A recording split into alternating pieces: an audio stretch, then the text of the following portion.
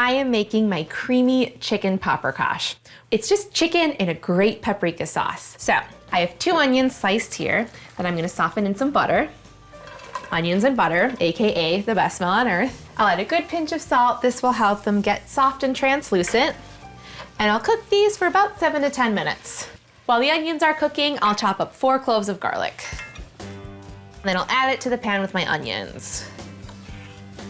I'll stir this and let it saute for another minute or 2, and then I'm gonna get my spices. The star of the show here is sweet paprika.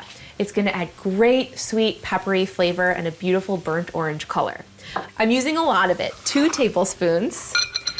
And now I'm gonna add a little bit of cayenne just for some heat.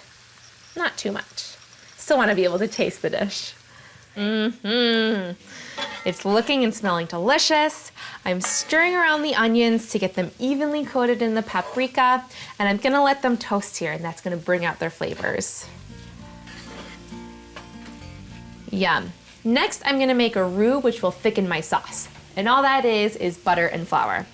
I'll stir this around and cook it for about a minute. That'll help cook out some of that floury flavor.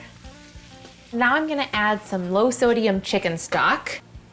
And I'm gonna add it gradually, all while stirring, and then that's gonna start to thicken from my roux and create that sauce. It's starting to thicken up and it's already taking on that beautiful burnt orange paprika color. And I'm adding my stock a little at a time to allow it to thicken evenly. I'm gonna add a pinch of sugar that kind of rounds out the sweetness of the paprika and the onions. And next I'll stir in my chicken.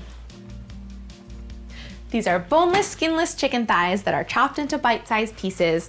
They'll cook up quickly, and it'll make this paprikash one that you can eat with a spoon. I like chicken thighs because they're hard to overcook, and they're very moist and rich.